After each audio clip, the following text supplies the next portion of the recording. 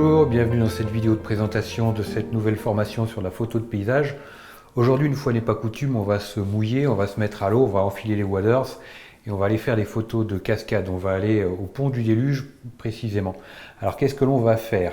Concrètement dans cette formation, on va voir ensemble comment gérer évidemment tout ce qui est les mouvements d'eau de cascade, de pouvoir modifier un peu les mouvements de l'eau, modifier les effets que ça va avoir sur nos photos.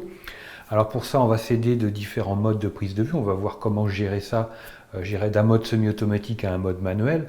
Pourquoi je vais utiliser un mode semi-automatique à un moment donné, pourquoi je vais passer à un mode manuel à un autre moment.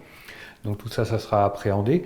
On va voir également comment construire un peu nos images, comment se déplacer, comment appréhender l'environnement, tout en faisant attention parce que comme on est dans un univers très aquatique, le matériel photo n'apprécie pas ce genre d'atmosphère, donc c'est là où il va falloir être prudent et d'agir avec vraiment conscience des dangers qui nous environnent. Ensuite, on verra aussi comment on va préparer les lieux, parce que parfois c'est pas toujours adapté pour notre photo, donc il y a parfois des modifications à faire. Donc ça peut être physique, donc on va voir tout ça ensemble.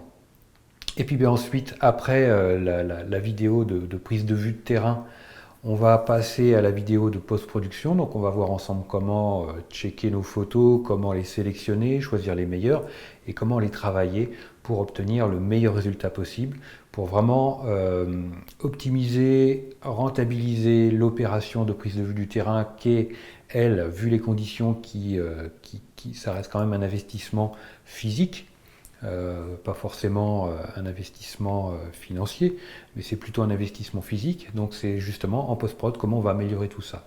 Alors en prise de vue, ce que j'ai pas dit, c'est qu'on va voir également comment travailler avec filtre ND. Filtre ND, comment le sélectionner en fonction de l'effet que l'on veut, en fonction de la lumière que l'on a. Donc voilà, tout ça simplement, on va s'aider aussi d'applications. Donc tout ça, c'est des choses qui seront vraiment très simples, très basiques. On va pas partir dans du compliqué. Voilà les amis, cette nouvelle formation vous tend les bras, profitez-en, c'est juste en dessous que ça se passe, et puis moi je vous retrouve avec un très grand plaisir dans cette formation. À très vite.